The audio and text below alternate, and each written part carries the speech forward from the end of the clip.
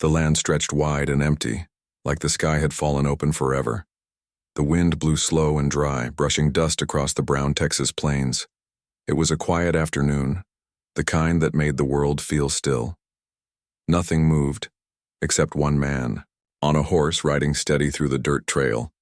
His name was Jackson Cole. Jackson was a simple cowboy. He didn't talk much, didn't smile unless he meant it. He worked on his ranch, raised his horses, and minded his own business. That was just the way he liked things. Life had taught him to stay quiet and keep moving. He had seen enough pain to know that sometimes it was better not to get involved. That afternoon, Jackson was riding home. The sky was high and blue, and the sun burned down hard. Sweat rolled down his neck as he rode through the old creek trail, a dry, cracked path that once carried water long ago. His boots were covered in dust. His hat cast a shadow across his face. It was just another hot, empty day. But then, something strange caught his eye. It was just a flicker at first, almost hidden behind a sharp bend in the trail. He blinked, looked again, and slowed his horse. At first he thought it might have been an animal, a deer maybe, or a stray dog. But as he got closer, he realized it was a person. It was a woman, sitting alone on a big flat rock near the creek bed. She looked small and tired. Her long hair was tangled and hung over her face. She wasn't moving much. She just sat there, clutching something tight to her chest. Jackson squinted. It was a baby. His horse stopped by instinct. Jackson sat still in the saddle, not sure what he was seeing. The woman didn't wave. She didn't cry out. She didn't even look up. She just sat there like a statue, like she was frozen. Jackson's heart felt a strange pull in his chest, but his head told him to keep going. It wasn't his place. He didn't know her. Maybe she was waiting for someone. Maybe help was already on the way. Maybe it was nothing. So he did what he always did when life felt uncertain. He moved on, gave one last look, and nudged his horse forward, but he couldn't forget the picture in his mind. The woman, the baby, the silence.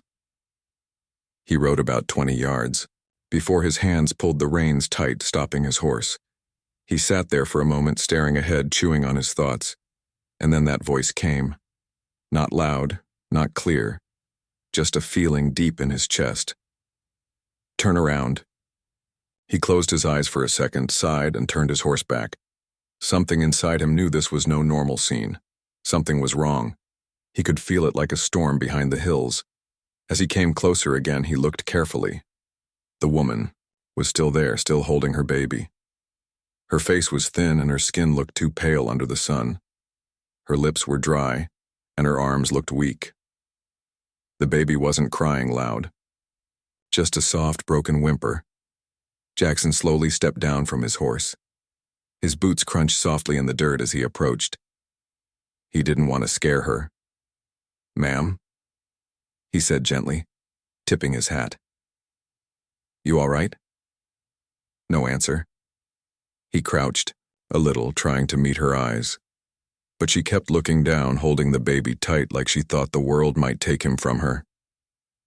Jackson looked at her arms. They were shaking. The baby looked thin too. His tiny lips cracked, cheeks flushed, with heat. He reached into his saddlebag and pulled out his water canteen. He held it out to her, slow and careful. "You need this," he said. For a moment, she didn't move. Then her hand came out, shaking like a leaf in the wind. She took the water and drank deeply, almost coughing as it hit her dry throat. Then, she gave some to the baby, letting it drip slowly onto his lips. Jackson watched quietly, his chest tight. Something was broken here. He didn't know the full story, but he didn't need to. It was clear enough. They were in trouble. "Where's your car?" he asked gently. "Anybody with you?" Still no answer. But then she lifted her eyes. Just for a second. And Jackson saw the fear. Her lips moved. The words were soft, almost silent. "Please, don't let him find us." That was all she said. Just that one line. But it hit Jackson like a punch to the chest. He had seen that fear before. In the eyes of a neighbor once. In the eyes of his mother, long ago when she ran from a man who used to hit her behind closed doors. It was a look that said, "I've seen pain, and I'm still running from it." Jackson crouched lower, not to be closer, but to make himself smaller, so she wouldn't feel threatened. "You're safe now," he said. "Ain't nobody gonna hurt you, not while I'm here." The woman looked at him, and her eyes filled with tears. She opened her mouth again, but the words stuck. The baby started, crying again, soft, weak, and tired. Jackson gently reached out, brushing the baby's back with his fingers. He felt the small ribs beneath the thin shirt. The child was hungry, and probably hadn't slept in a safe place for days. "What's your name?" Jackson asked quietly. She swallowed hard. "Rachel," she whispered. Jackson nodded. "Well, Rachel, I'm Jackson. You're not alone anymore." She covered her mouth as if trying to stop a sob. Her shoulders shook, but Jackson didn't rush her. He let her cry. His horse stood still behind him, quiet and calm. The sun was starting to dip lower, in the sky. Shadows were stretching long over the ground. Rachel looked around nervously as if expecting someone to appear from behind the brush. "He said he'd find me," she said. "He always finds me." Jackson's jaw tightened. He didn't ask more. He didn't need to. It was clear she had run away, and she was scared that the man she ran from would catch her. Jackson stood slowly and looked down the trail, then back at Rachel and her baby. He couldn't ride away now. He couldn't pretend he didn't see. Something deep inside him had already chosen. "Come on," he said softly. "Let's get you and the baby somewhere safe." Rachel looked up at him, unsure. But Jackson reached out his hand. Strong, steady. And after a long pause, she took it. That was the moment everything changed, not just for her, but for him too. Because sometimes, when the road brings someone into your path, it's not by accident. It's a choice, a test, a chance to be more than just a man on a horse. And Jackson Cole, he had just chosen to be a hero. Jackson Cole helped Rachel climb up onto his horse, careful not to startle the baby she held close. Her hands were shaking as she gripped the saddle horn. She looked unsure, scared, like she wasn't used to someone being kind without asking for something in return. Jackson noticed it all, but he said nothing. He simply swung himself back into the saddle, gently clicking his tongue to guide the horse forward. The sun was starting to fall in the sky, glowing orange behind the hills. Long shadows followed them as they rode, slow and steady. The land around them was quiet, empty, open. But inside Rachel's mind it was loud. Memories, fears, whispers from the past, like ghosts chasing her down the trail. Jackson didn't push her to talk. He just let the silence ride with them. He'd learned a long time ago that some things needed time. People didn't open up because you asked them to. They opened up because you gave them space. After about 20 minutes of riding, Jackson guided the horse to a small shade tree near a dried-up stream. He helped Rachel down gently. The baby was sleeping now, tired from the heat and the fear. Jackson handed Rachel his blanket and a small pouch of jerky and crackers. "You should eat," he said softly. Rachel nodded, but her hands were slow. She took tiny bites, barely chewing. Her eyes kept scanning the horizon. Jackson sat down a few feet away, leaning back against the tree. He didn't watch her too closely. He didn't want her to feel trapped. After a long pause, her voice broke the silence. "I ran last night." He turned his head, listening. "He got drunk. Said it was my fault the baby cried too much. Said I made him a weak man." Her voice cracked. "He grabbed my arm. I thought this time what he was gonna..." She stopped and took a shaky breath. "I waited until he passed out. Took the baby. Took his truck. Drove until it ran out of gas." Jackson's hands were folded in front of him, fingers tapping slow and calm. "Why didn't you call anyone?" he asked. Rachel gave a small, broken laugh. "Who would I call?" He's friends with the sheriff. Said no one would believe me. Said he'd get the baby if I tried to leave. I've been hiding ever since. Jackson looked down at the dirt, thinking hard. He'd heard stories like this before. Stories no one believed until it was too late. And now here she was, tired, dirty, hungry, scared, and still strong enough to protect her child. That kind of strength, he thought, didn't come from nowhere. Rachel, he said quietly, you did the hardest thing already. You got out. She looked at him, eyes full of tears, but she said nothing. She just held her baby tighter, like she was afraid the wind might take him away. The baby stirred, letting out a soft, tired cry. Rachel rocked him gently, whispering something that sounded like a prayer. Jackson could feel the weight of her fear, heavy like thunder in the distance. You ever stayed at a women's shelter? Jackson asked. Rachel shook her head. He said they'd send me back. Said they always do. They won't, Jackson said firmly. Not if we get you to the right people. He reached into his pocket and pulled out his old flip phone. He had one number saved in there, his sister Martha. She worked in Dallas at a center for women in crisis. She'd helped dozens of women like Rachel, and she didn't take orders from any man, no matter how loud he yelled. I got a sister, Jackson said. She helps folks, good people. She'll know what to do. Rachel looked at him unsure. You don't owe me anything, Jackson added. I'm just trying to help. She nodded slowly. Okay. Jackson stood and stretched his legs. He looked at the road behind them, then at the hills ahead. He knew they had to move soon. If her husband was out looking for her, and Jackson had a strong feeling he was, it wouldn't be long before trouble came their way. Just as he was packing up the saddlebag, they heard it. A truck. Far off at first, but growing louder. The sound of tires grinding over dry dirt. Jackson froze.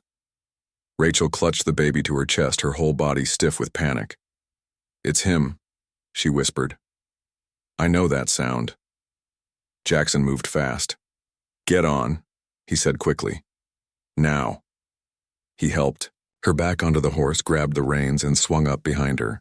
He didn't look back. He didn't wait. He kicked the horse into a full gallop and turned off the trail, heading toward the narrow paths through the canyon hills. Paths no truck could follow. Rachel held the baby tight, her body pressed against Jackson's. The baby started crying again, frightened by the sudden movement. Jackson whispered to the horse, guiding it with skill and urgency. Every twist and turn burned into his memory from years of riding. Behind them, the truck roared louder. A voice echoed over the empty land, angry, wild, shouting Rachel's name. Jackson didn't speak. He just leaned forward and pushed the horse harder. Dust kicked up in clouds behind them. Rocks and roots flew by as they dodged between the hills. Rachel sobbed quietly, her face buried in her baby's hair. Please, she whispered. Don't let him take us back. Jackson's jaw clenched. He won't. They reached a steep incline and climbed it fast, the horse's hooves scrambling up the dry ground. At the top, Jackson turned slightly to look back. The truck had stopped at the bottom of the hill. It couldn't follow. The canyon was too narrow, too wild. He let out a small breath of relief. They kept moving for another half hour until they reached a hidden barn on Jackson's land. It sat behind a thick patch of trees far from any road. No one came out here unless they knew it was there. He brought the horse to a slow stop, then helped Rachel down. She was shaking so badly she almost collapsed. Jackson caught her before she hit the ground. It's okay now, he said. You're safe here. He opened the barn doors and led her inside. The air was cooler, and the smell of old hay filled the space. He spread his blanket in the corner and handed her a small lantern. You rest here tonight, I'll keep watch. Rachel sat down slowly, holding the baby like a shield. Her eyes never left the doorway. You don't have to do this, she whispered. Jackson gave her a small smile. Yeah, I do. She looked down at her baby, who had finally fallen asleep again. A single tear rolled down her cheek. I don't know what I would have done if you didn't come back. Jackson tipped his hat, walked to the barn entrance, and sat down on an old wooden stool with his shotgun across his lap. He didn't say anything back, because deep down, he knew something had changed, not just for Rachel, but for him too. The night was quiet, but Jackson Cole didn't sleep. He sat just outside the barn door holding his shotgun across his lap, watching the stars above the Texas sky. The wind moved slowly, brushing across the tall grass.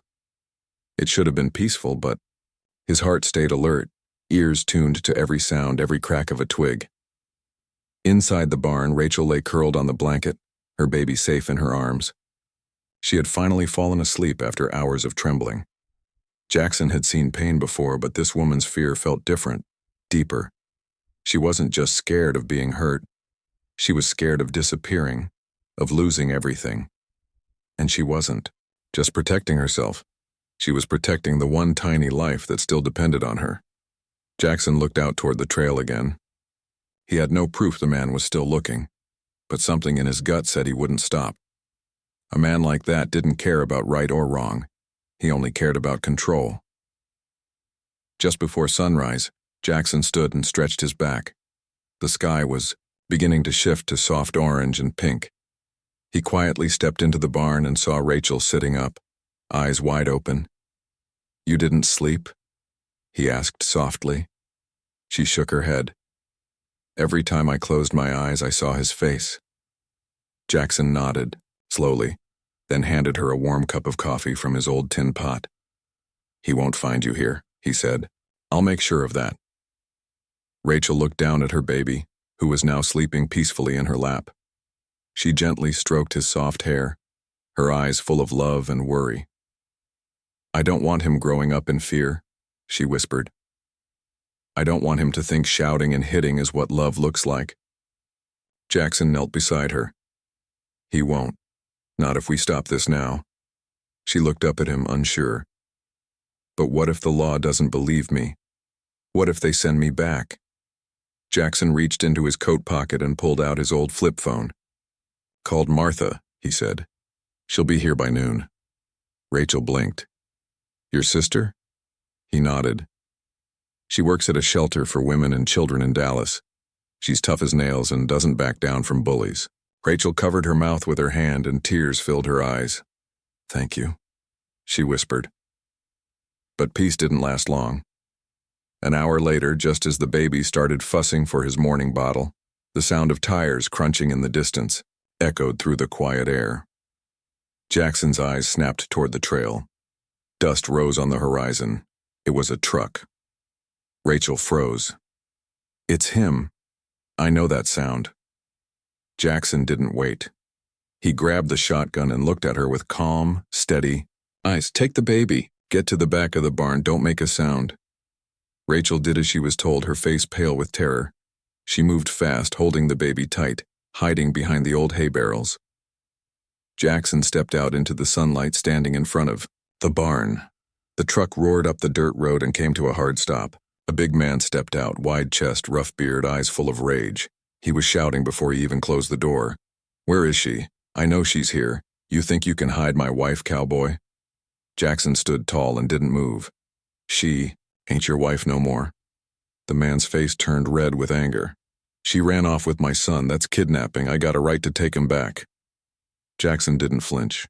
"You lost that right the moment you laid a hand on her." The man stepped forward. "You gonna stop me?" Jackson raised the shotgun just enough to make a point. "You're not getting near her. Not now. Not ever."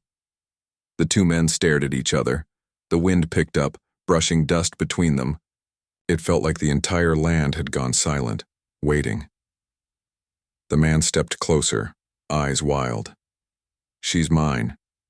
"No," Jackson said. "She's free." The man charged. Jackson didn't fire, but he lifted the shotgun and hit him hard across the chest, knocking him flat to the ground. The man rolled, groaning in the dirt.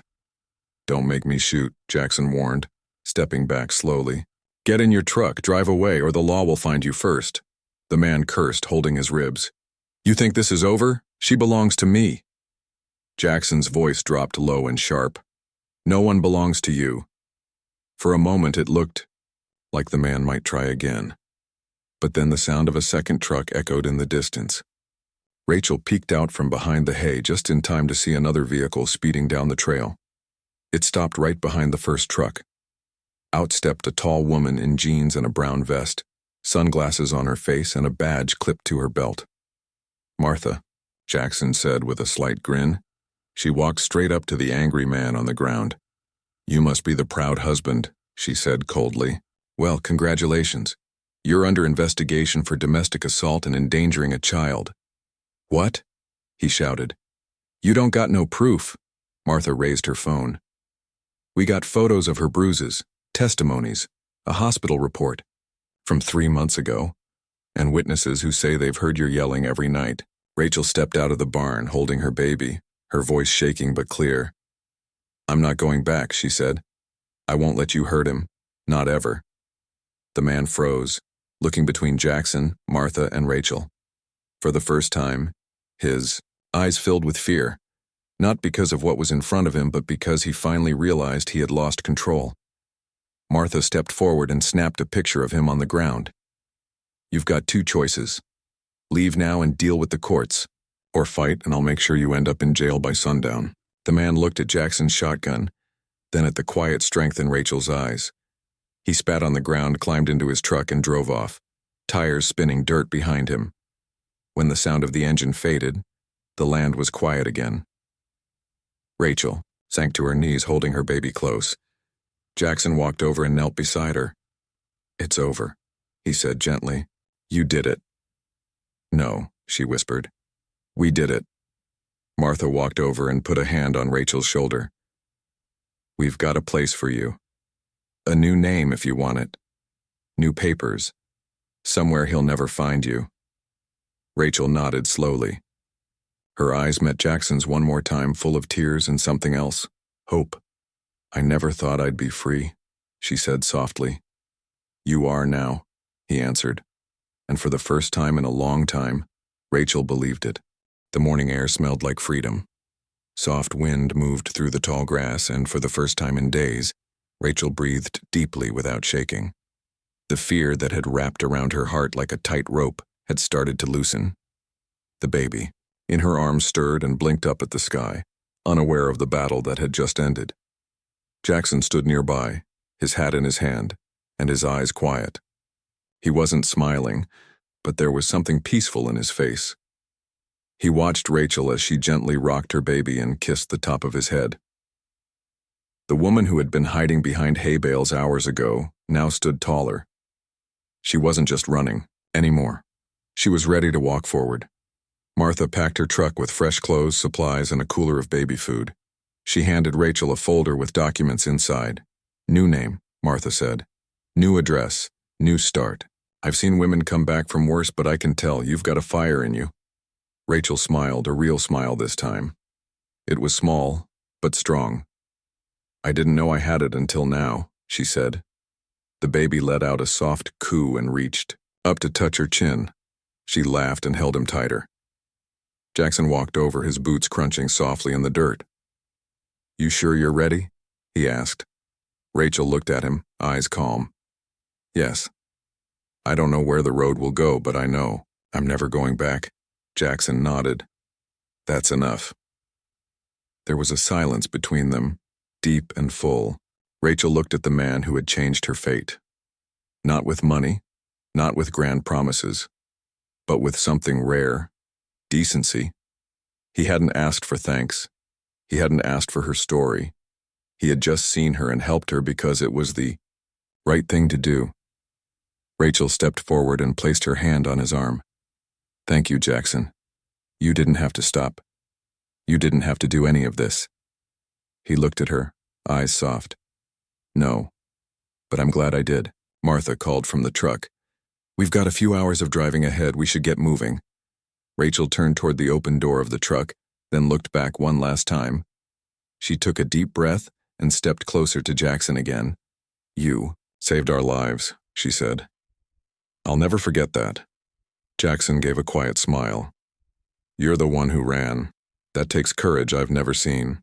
They stood in silence for a few seconds more, neither wanting to say goodbye too quickly. Then Rachel reached up, hugged him with one arm and whispered, "Take care of your quiet heart." And just like that, she climbed into the truck with her baby, who was now smiling and playing with a bottle cap. As the engine started and the wheels began to roll, Rachel looked back through the window. Jackson stood where she left him, steady, tall, his hat over his heart. The truck disappeared down the trail, leaving behind a soft cloud of dust and a story that would never be forgotten. Weeks passed. The land stayed the same, wide open, full of wind and sky. But something inside Jackson had changed. He still rode his horses, still fixed broken fences, still ate supper alone under the stars. But now, he carried something deeper with him. He thought of Rachel often. Not just the fear in her eyes, but the fire. The way she had chosen to run when most people would have stayed. The way she had held her baby like he was her entire world. And the way she had smiled when she realized she had survived. Then one day a letter came. It was tucked inside a simple white envelope. No name on the outside, just the word, "Thanks." Jackson opened it slowly and found a note written in a neat, careful hand. "Dear Jackson, we made it. The shelter is warm and kind. I have a small room with a real bed, and the baby has a crib with a soft blue blanket. His name is Daniel. I thought you should know that." He laughs now. Every morning when I sing to him, he smiles like nothing bad ever happened, and I believe him. I've started helping other women here. Martha says I have a strong heart. I tell them about you sometimes, how a cowboy with kind eyes and a quiet soul saved our lives by simply turning around. I don't know where life will take us next, but I know this. We're free. Because you stopped. Because you cared. Because you gave us a second chance. I hope you're still riding under those big skies. With all my heart. Rachel. Jackson sat with the letter for a long time. He didn't move. He didn't speak. He just let the words settle in. Then he folded the paper and placed it inside his coat pocket close to his heart. That evening, as the sun dipped low behind the hills, he saddled up his horse and rode to the same trail where it all began. The place where he first saw her, broken and quiet, holding a baby like a lifeline. He stopped his horse near that same rock, the one she had sat on that day. He tipped his hat and closed his eyes. "Ride free," he whispered. And then he turned back, toward home, with the wind at his back and peace in his chest.